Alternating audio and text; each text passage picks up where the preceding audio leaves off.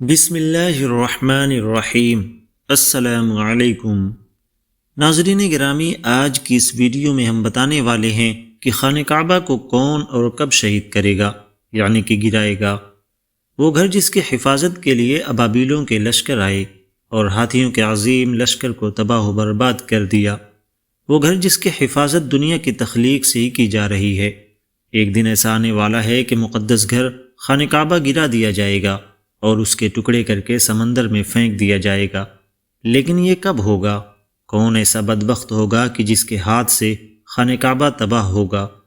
رسول اکرم صلی اللہ علیہ وسلم نے فرمایا، قیامت کی سب سے بڑی نشانی یہ ہے کہ ایک آدمی مکہ میں داخل ہوگا جو کہ خانہ کعبہ کو گرا دے گا اور اس کے ٹکڑے کر کے سمندر میں پھینک دے گا۔ پھر آپ صلی اللہ علیہ وسلم نے اس آدمی کی نشانی بتائی۔ ناظرین گرامی، تاریخ اقوام عالم کے مطالعے سے پتہ چلتا ہے کہ خانہ کعبہ اور حرم شریف بہت سے حادثات سے متاثر ہوتا رہا ہے۔ طوفان نوح کی وجہ سے حضرت آدم علیہ السلام کی بنائی ہوئی بیت اللہ کی بنیادیں بھی غرقیاب ہو گئی۔ پانی کے بہاؤ نے خانہ کعبہ کی جگہ ریت اور مٹی اکٹھی کر دی۔ ریت اور مٹی کا یہی انبار بعد میں ایک ابھرے ہوئے سرخ ٹیلے کی شکل میں مرجع عوام بن گیا۔ مظلوم اور بیمار لوگ اس ٹیلے پر آ کر دعا کرتے، حج کے لیے بھی لوگ اس ٹیلے پر آتے۔ یہ عمل حضرت ابراہیم علیہ السلام کی تعمیر کعبہ تک جاری رہا۔ طوفان نوح کے بعد خانہ کعبہ کئی دفعہ بارشوں کے پانی اور سیلاب کی زد میں آیا، یہاں تک بھی ہوا کہ کعبے کا چوتھا حصہ پانی میں ڈوب گیا۔ حجاج بن یوسف کی فوج نے خانہ کعبہ پر سنگباری کی۔ حضرت عبداللہ بن زبیر رضی اللہ عنہ کو یہاں محاصرے میں شہید کیا گیا۔ بحرین سے قرامطہ آئے اور حجر اسود نکال کر لے گئے۔ 20 سال سے زائد عرصے تک کعبے کا طواف حجر اسود کے بغیر ہوا۔ تاریخ ابن خلدون میں ہے کہ اموی جنرل حسین بن نمیر نے جبل قبیس اور جبل قیقعان پر منجنیقیں نصب کر کے خانہ کعبہ پر سنگباری کی۔ سنگباری اتنی شدید تھی کہ کوئی شخص طواف نہ کر سکا۔ اس حملے میں خانہ کعبہ کی چھت اور پردے بھی جل گئے، لیکن ان سب واقعات کے باوجود خانہ کعبہ موجود رہا۔ اللہ تعالیٰ کا ہمارے نبی حضرت محمد صلی اللہ علیہ وسلم پر خاص کرم یہ ہے کہ آپ صلی اللہ علیہ وسلم کو اللہ تعالیٰ نے تمام علوم عطا فرمائے ہیں جن کا ادراک ہمارا انسانی ذہن کبھی نہیں کر سکتا۔ جو بات نبی کریم صلی اللہ علیہ وسلم نے فرما دی ہیں وہ پوری ہو کر رہے گی، جیسا کہ اللہ تعالیٰ فرماتا ہے، اور وہ کوئی بات اپنی خواہش سے نہیں کرتے، وہ تو نہیں مگر وحی جو انہیں کی جاتی ہے۔ اللہ تعالیٰ ہر چیز پر قادر ہے۔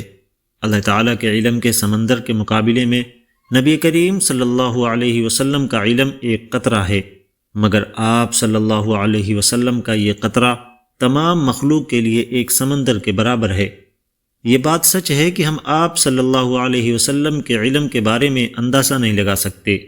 آپ صلی اللہ علیہ وسلم نے اپنے سے پہلے گزرے ہوئے انبیاء کرام اور ان کی امتوں کے ساتھ آنے والے وقتوں کے بارے میں بھی اپنی امت کو آگاہ کر دیا۔ مفسرین اور محدثین کا کہنا ہے کہ جب قیامت قریب آنے والی ہوگی تو خانہ کعبہ کو گرائے جانے کا واقعہ پیش آئے گا۔ خانہ کعبہ اللہ کی نشانیوں میں سے ایک عظیم الشان نشانی ہے۔ جب تک خانہ کعبہ قائم ہے اس وقت تک دنیا بھی قائم و دائم رہے گی۔ جب خانہ کعبہ کو گرا دیا جائے گا تب قیامت رونما ہوگی۔ جب قیامت قریب آئے گی تو ایک بدبخت حبشی خانہ کعبہ کو گرا دے گا، پھر قیامت آ جائے گی۔ حضور اکرم صلی اللہ علیہ وسلم نے فرمایا کہ حبشہ کو چھوڑے رہو جب تک کہ وہ یمن چھوڑے رہے، کیونکہ کعبے کا خزانہ نہ نکالے گا، مگر حبشہ کا ایک چھوٹی پڈلیوں والا کعبے کو گرانے والا ایک غیر مسلم حبشہ ہوگا۔ حبشہ کا ایک حبشی کعبے کو گرانے کی نیت سے اور اس کے نیچے سے خزانے نکالنے کی نیت سے پوری رات چلے گا، یہاں تک کہ وہ کعبہ تک پہنچ جائے گا۔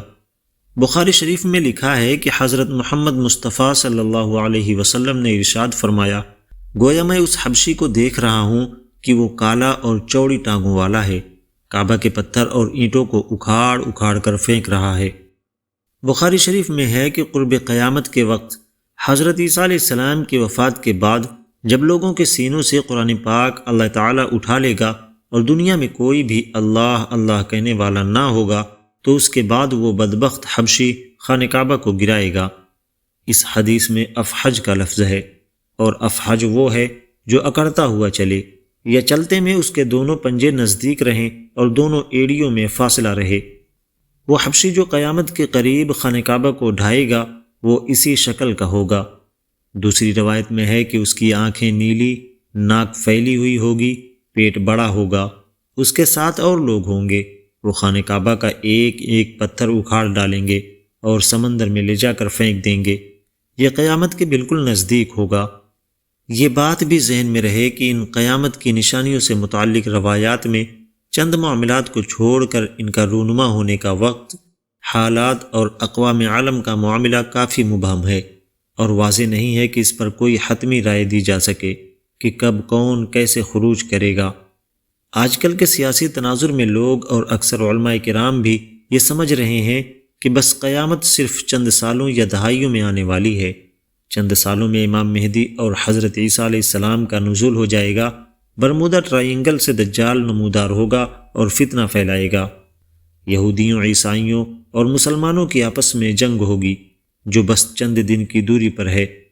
حقیقت یہ ہے کہ یہ سب قیاس آرائیاں سادہ لوح عوام الناس کو محفوظ کرنے اور عمل و جہاد سے دور کرنے کے لیے کی جاتی ہیں۔ اگر گہری نگاہ سے دیکھا جائے تو بڑے بڑے فتنے تو کئی صدیوں سے پہلے ہی رونما ہونے شروع ہو گئے تھے۔ کتنے ہی لوگوں نے مہدی ہونے کا ڈرامہ رچایا، کتنی دفعہ مسلمانوں اور یہود و نصارہ میں بڑی جنگیں ہوئیں، کتنی مرتبہ قبل اول فتح ہوا، کتنی مرتبہ قبل اول پر یہود کا قبضہ رہا، کتنی مرتبہ دجال نما انسان پیدا ہوئے، لیکن ان کا ذکر قرب قیامت کے سلسلے میں نہیں ہوتا۔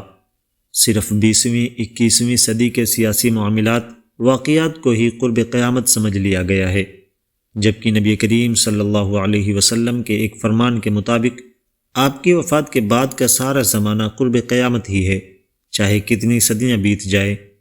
لہٰذا علماء کرام کو چاہیے کہ آج کل کے سیاسی پروپیگنڈے سے متاثر ہو کر عوام الناس کو محفوظ کرنے کے بجائے ان کو نیک اعمال، جہاد فی سبیل اللہ کی ترغیب دیں۔ اللہ تعالیٰ سے دعا ہے کہ اللہ تعالیٰ ہمیں بھی نیک کام کرنے کی توفیق عطا فرمائے اور ہمارا خاتمہ ایمان پر فرمائے، آمین ثم آمین۔ ویڈیو پسند آئی ہو تو ویڈیو کو لائک، چینل کو سبسکرائب ضرور کریے گا۔